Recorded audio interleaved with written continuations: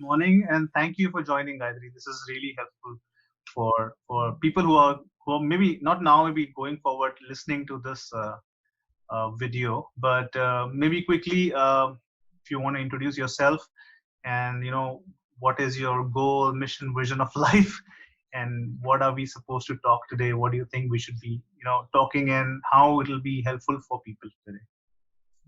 So, hello everybody. My name is Gayatri Deshmukh. I recently got an honorary doctorate from World Peace Institute of United Nations in meditation practice. The meditation practice that I teach, it specifically focuses on the work-life balance, the stress or the anxieties that we tend to go through in our work life. They kind of end up having an effect on our personal lives as well. So the meditation techniques that I teach, they basically focus on eliminating those anxieties and those stress levels that we face in the workplace. True. I think, yeah, this is one of the most important topic, or maybe most undiscovered or maybe unknown topic which people go through, but they don't realize that they are in stress, or it's their like a regular routine.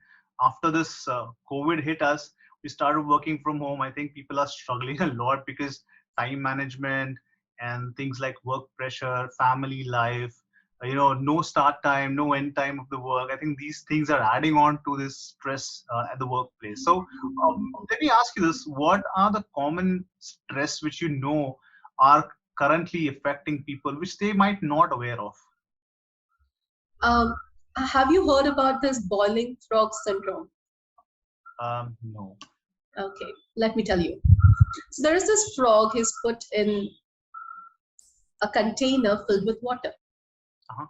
And we all know that frog is usually comfortable in water as well as on the land. Yep. Now the water starts boiling. Mm-hmm. It reaches to 50 degrees and the frog adjusts itself. Then it reaches 75 degrees. The frog once again adjusts himself. But there is a second frog in the same container. He decides to just jump out because, well, I'm not going to adjust. Yeah. But this other frog, he decides to adjust. The first frog has already jumped out, but second frog is still in the container. Now the temperature is 100 degrees. Now it's absolutely unbearable for the frog. And now the second frog tries to jump out of the container, but there is no energy left because all the energy this frog had was spent in adjusting with the changing temperature. So now when the time came for him to jump out, he just couldn't. And that is precisely what we have to understand. Are we the frog who adjusts but knows when to jump out? Or are we the frog that is just focused on adjusting so much that he forgets that there is something outside as well? That container filled with water is not the only thing in the world. There is world outside as well.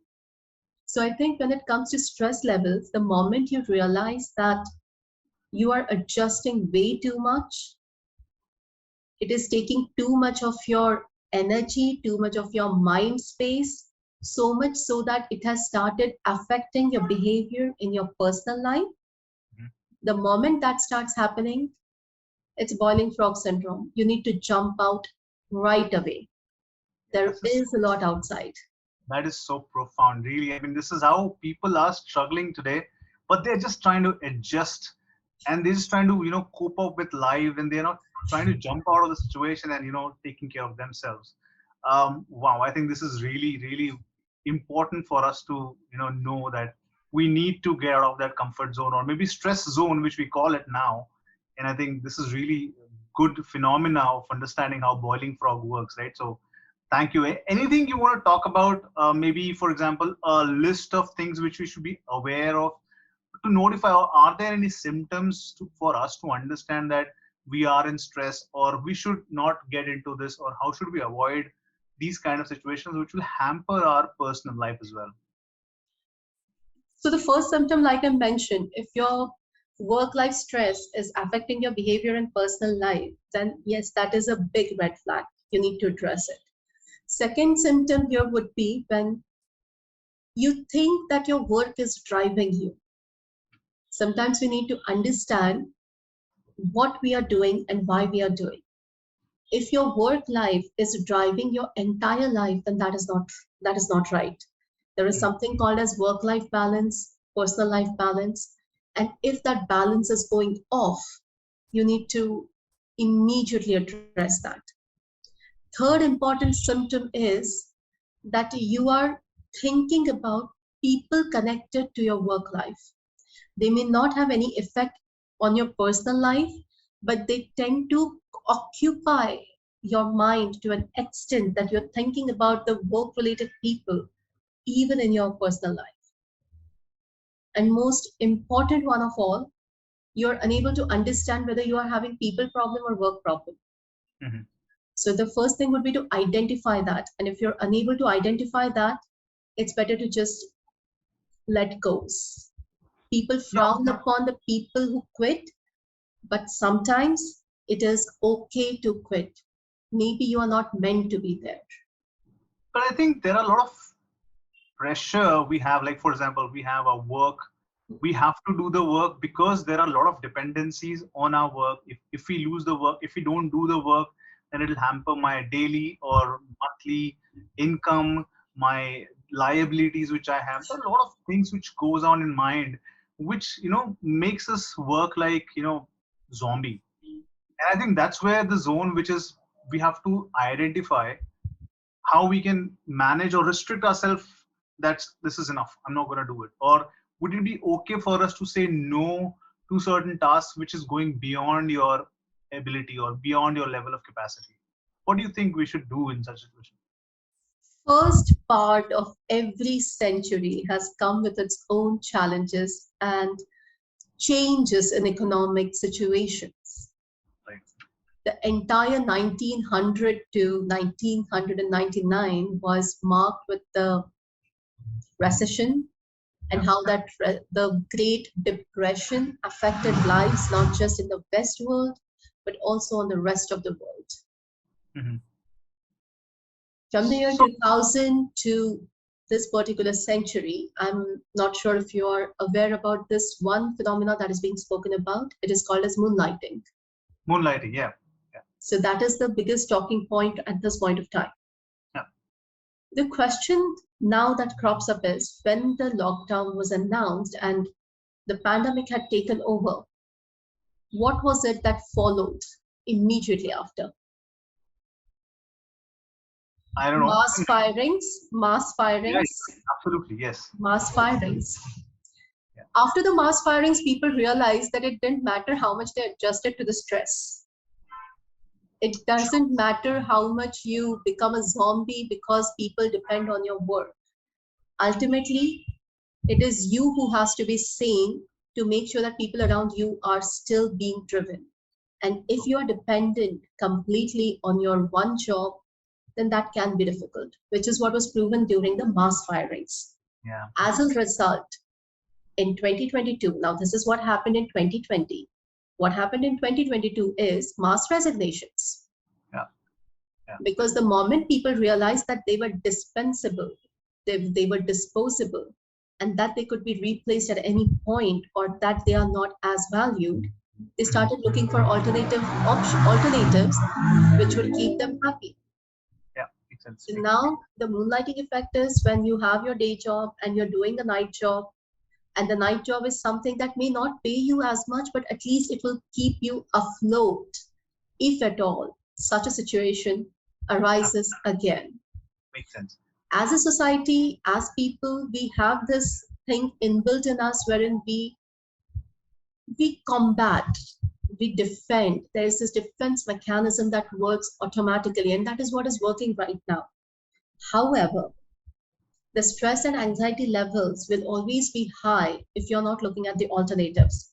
The moment you start feeling that, yes, that's the only container for me, that is all that will happen. It will get stagnant and it will simply keep on polluting your thoughts more and more. Ultimately, bringing you on the brink of depression. Anxiety and stress are basically the first steps towards depression. True. And it's also affecting your personal life as well, because you're not able to contribute, I think, the work as well, because there's a lot of pressure, a lot of timeline, commitments. And there is, like, if you're like now everybody mostly working from home, you have to take care of your kid, you're in a meeting, someone else is coming, you're disturbed, you can't listen to that person as well, you can't concentrate on on the meeting as well. I think this particular mindset, I think people should get out of it. I want your opinion as well, that if you are in a meeting, right, and if someone comes in or if someone is coming like your kid, I think it should be okay. What do you think? What's your thought process? Like, because everybody's should be understanding that we're working from home. There are people around, kids, a spouse, parents, they can come, they can go. I think there are this particular myth which is there that nobody should disturb me when I'm in working. So I think that is another pressure which is created while people are working from home. What is your thought process on that? I think somewhere we are all failing to compartmentalize. And compartmentalizing is something that we need to learn. Mm-hmm. The times are changing. If your kid is anything over and above 5 years of age, Mm-hmm. then technically the kid has no business disturbing you, because for a simple reason, maybe it is a kid, but it is your responsibility to groom the kid for the life forward. True, makes sense. And if you are not grooming your kid, then it is reflecting upon you as a parent. Yeah. And that is what is going to reflect in front of your superiors at the workplace, in the meeting, that, oh, he's not able to manage his kid. It is understandable when a baby is crying.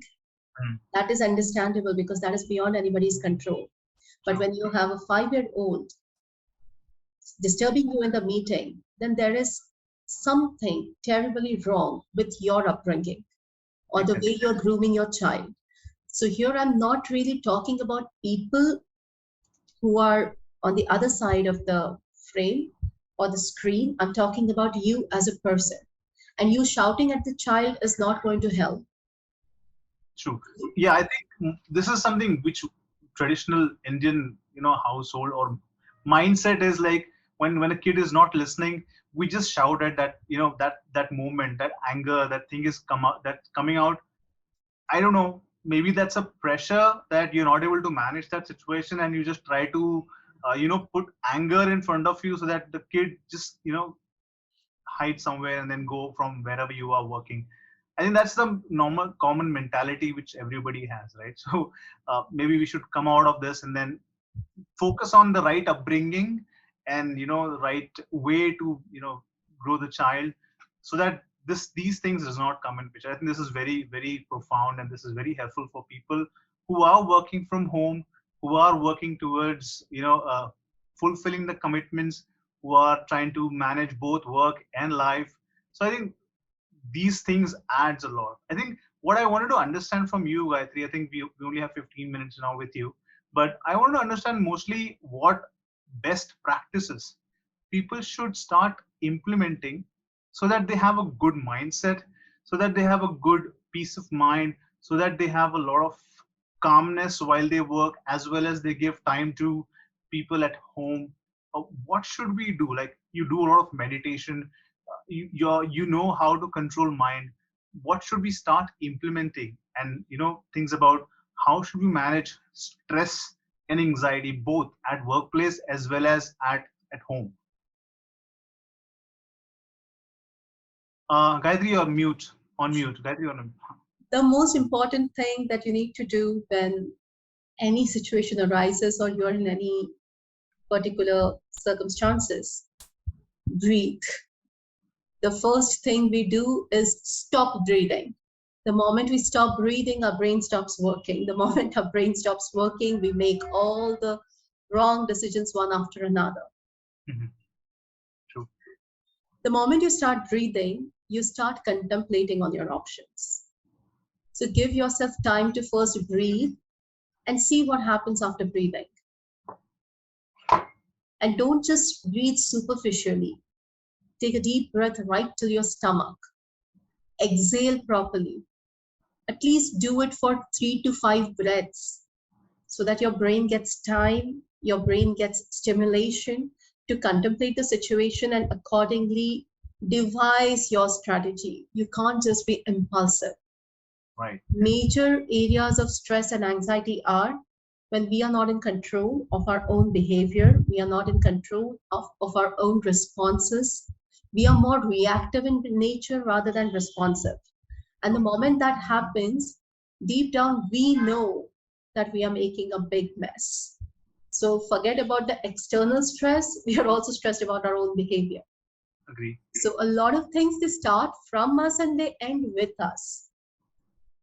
In 90% situations, we are the reason for our own stress and anxiety. External factors are simply trigger points. 10% of the time, yes, I agree there are external factors that will cause you stress, but those 10% of the times is something that you are meant to adjust as a human being. You are rather, let's just say, we are groomed to respond to those 10% of the situations. But the moment we let the remaining 90% situations also drive us, then that becomes a little difficult. Yeah, I think I agree. Everything starts from us and everything ends to us, right? I think that's what you wanted to try to say. I think usually what happens with us, I've been an IT professional since long. When I get angry, I just barge into someone who is, in front of me. There are a lot of reactive moments where I have, and now I realize, and when I look at, my memories, there are a lot of times I had a lot of stress, not because of work, maybe because of personal things, maybe because of, I don't know what was a trigger point, right? But it happened. I was impulsive, I was reactive, I shouted, I did a lot of things. But as soon as I started, doing meditation, doing positivity analysis, gratitude analysis, a lot of things when I started bringing in my life, I think that's when I started transforming myself.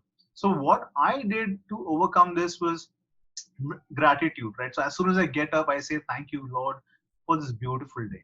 And that itself transformed myself to think everything positively, right? And that itself makes me, because I feel that, like you said, it starts with you and it ends with you. So if you are happy, if you are giving gratitude to others, I think it just makes your day perfect. I think this is one thing which everyone should start implementing to get rid of negativity, to get rid of stress out of relationship, to get it, stress out workplace. So it all impacts. I think this is what maybe you wanted to try to tell us.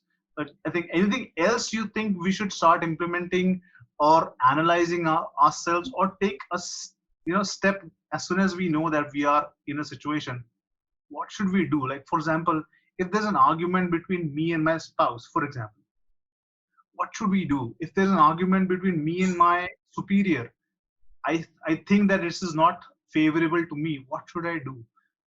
If there is a situation where I don't like someone else in my office doing something wrong with me, but I cannot say anything, that builds up stress, that builds up uh, negative emotions, right? So how should we manage this? Because it happens.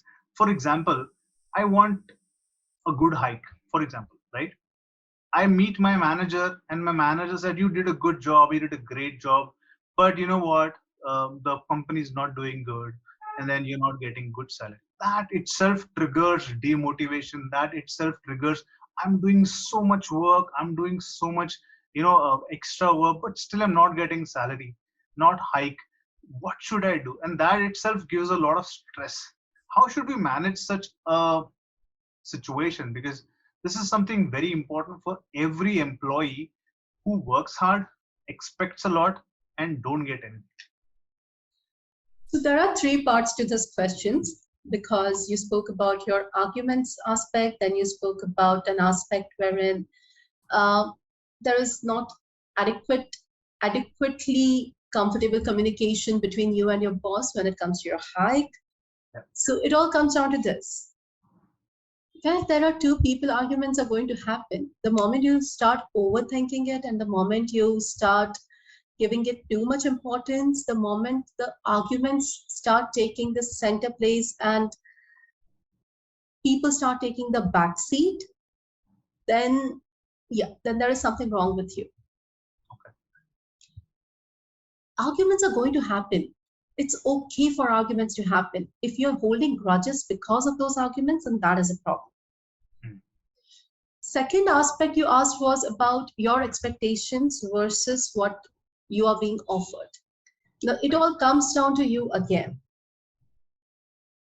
If you think that your expectation is valid and justified, it is your choice. You have to make a choice whether you want to stay or you want to go.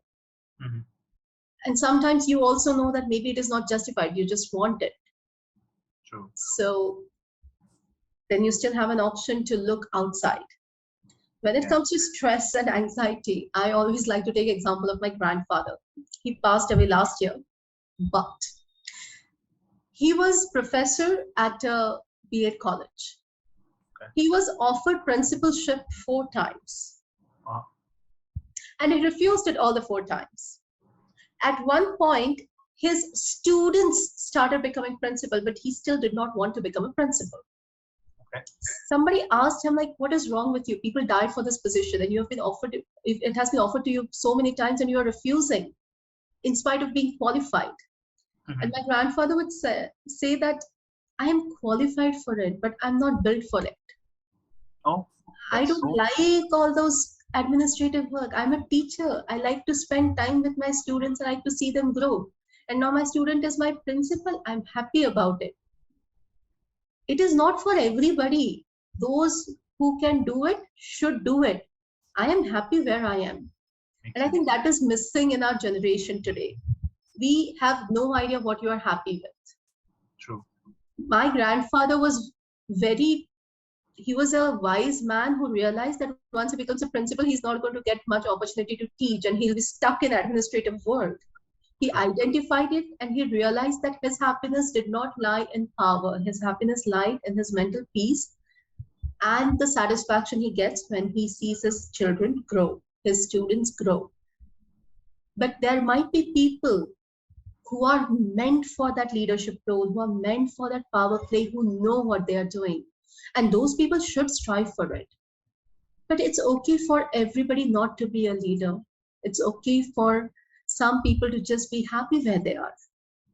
You have to be happy where you are. Unless you are happy with yourself, the stress and anxiety is going to capture you. And you don't have to get under the pressure that I'm not this. So what if you're not this? You are that other thing which is, maybe better.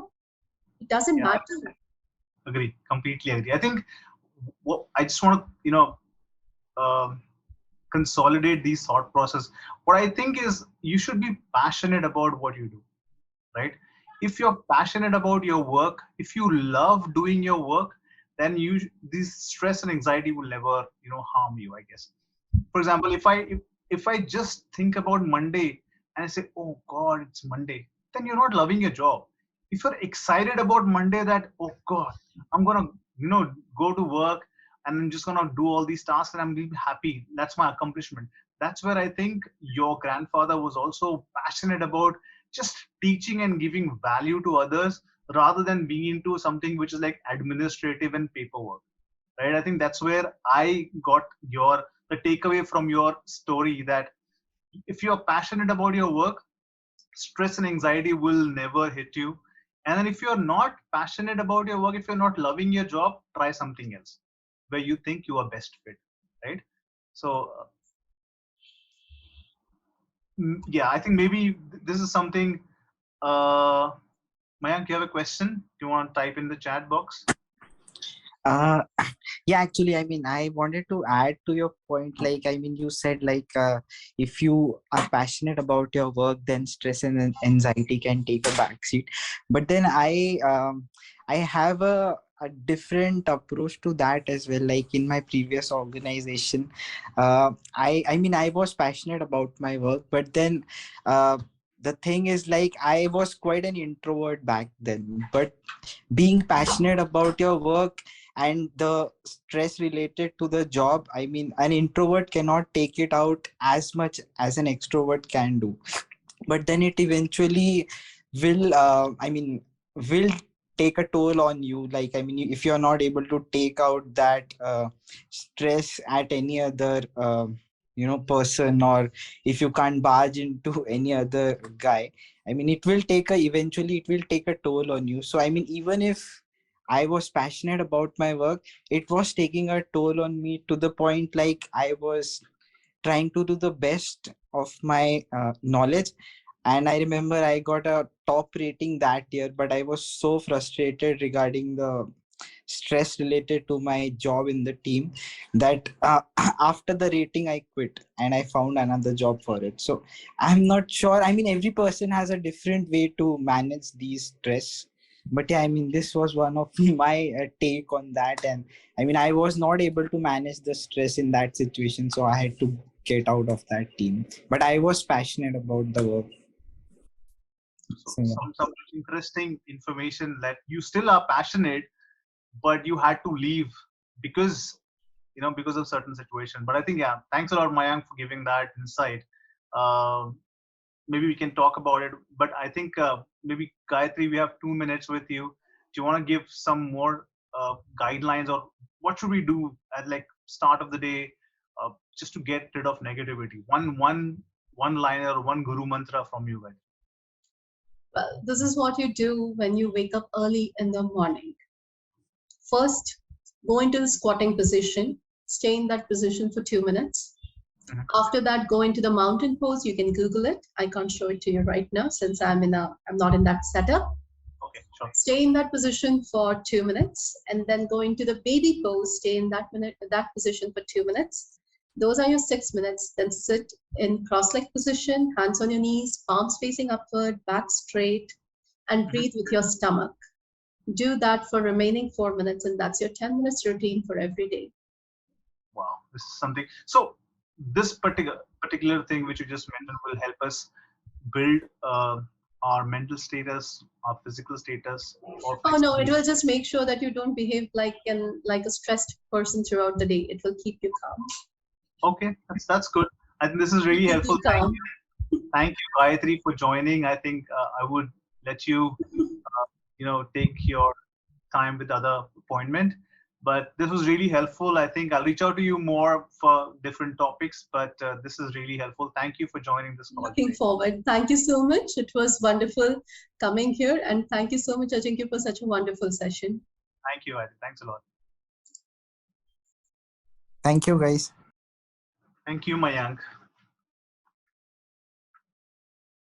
So you've seen that today when I was talking to Dr. Gayatri, she had a lot of information about different types of stress at workplace.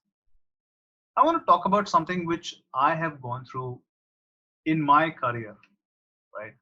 Like I've also mentioned that when you work hard and you expect something from your superior, but it doesn't happen. And I think that this is something very important for us to understand, that when you expect and you don't get, that's a normal tendency or normal human behavior, that you get frustrated.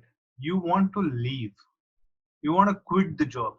But I think what in this scenario, if you start building your mindset of accepting this challenge of, what you can say, being surprised of not getting good hike, or being surprised of not getting appreciated, or being surprised of not getting notified in front of others that this guy has done so much of work, I think this is okay. You have to make that mindset of just keeping yourself calm.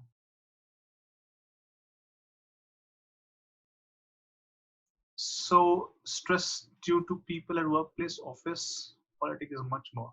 Yes, office politics will be there always. So corporate, see, politics is basically everyone wants to grow.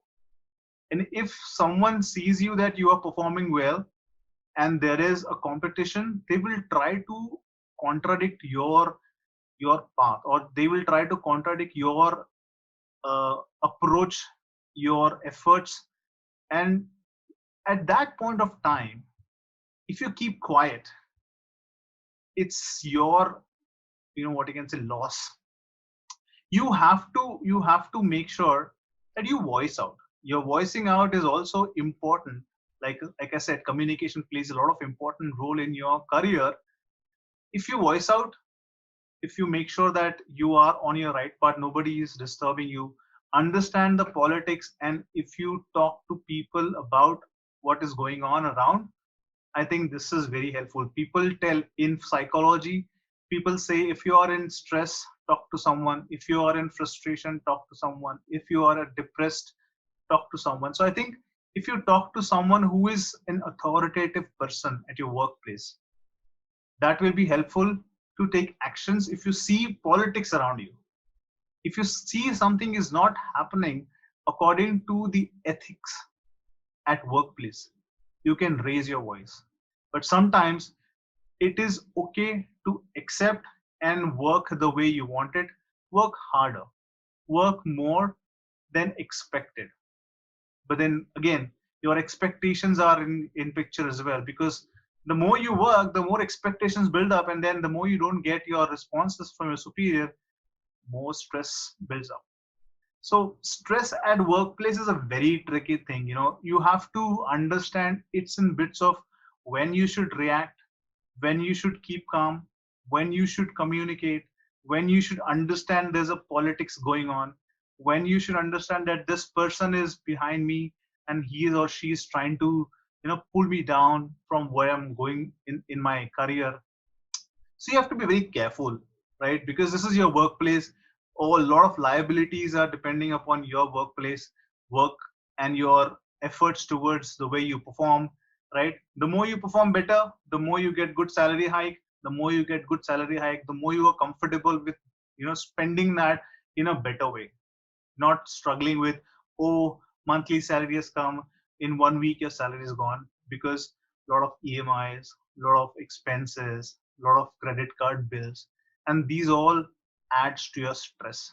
But this is your personal stress, but your mind is in that situation, that stress attitude triggers even at your workplace. So like Dr. Gayatri said, as soon as you get up, just make sure you do the poses which he said. That will keep you calm, that will keep you uh, that will help you build your own mental status.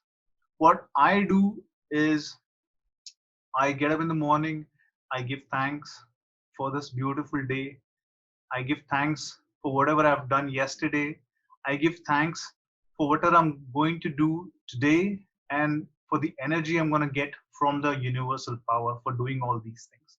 That brings me a lot of energy to do my job, to do my work, right? Whenever I face any tough situation at workplace, I just say, how wonderful. You try this. Whenever you feel angry, just stop there, take a deep breath, and say, how wonderful. You will see yourself transform magically. See, it's not necessary for you to react every time you see something which is not happening according to yourself. There are scenarios people will try to, barge in your comfort zone. There are scenarios people will try to put you down in front of others. But you should not be reactive at that point of time. You should be calm. You should accept. You should leave and let it go. You will have your own time. You will have your own opportunity to shine. So grab that opportunity and give your 100%. I want you to make sure that you build your mindset, because like Dr. Gayatri said, everything starts with you and ends with you. So if you make sure that your thought process is driven through your start of the day, how it is getting started, or if you just start cribbing about, oh, this is not good, oh, this is not, according to me, then that negativity starts building. Whenever you feel something is not happening according to you, just keep calm and say thank you. There are people who are struggling with, job. They don't have jobs. They're struggling with jobs. They are struggling to find a better place to work. You have a job. Say thank you. There are people who are struggling with increments. They're stuck in the same position for years and years. They're not able to grow. but you are getting promotions, you're getting recognitions. If you're not, then you should build up your own self as a positive thinker. You should build up your own personality as a go-getter. You should build up your own personality as a great student, to learn things, to start implementing things, and you will automatically start getting recognized and being an ace performer at workplace. So all these things like stress, anxiety, communication fear, public speaking, these all are factors which are limiting you to grow yourself in your career. So what I recommend is follow the tips which Dr. Gayatri has given. Follow certain uh, phenomena of how to build your own career, right? Read books. There are a lot of good books. I would recommend you start reading the book called The Magic. The Magic by Rhonda. The Magic. You should read this book, and if you follow this process for 30 days, you will get rid of the stress and anxiety from your life forever. So I recommend get that book, start reading it, one chapter a day, and you will see how you can manage stress anywhere in the world. Anywhere in the world. So I hope you are liking these videos. If you want, I can give you more information on how to manage stress at workplace, how to manage your career growth, how do you prepare yourself for every year, how do you make yourself perform better at workplace. You can reach out to me, comment below, and I'll reach out to you. Subscribe to my channel. This is very important for me to know that people are able to understand what I'm trying to give value to people. So subscribe to my channel, join my Facebook group. There is a WhatsApp group link in the description. Join that. Follow me on Instagram. And I want you to be focused on your career, on your life, on your stability. So be focused, be consistent, be dedicated, and be invincible. Thank you. Thank you for joining today.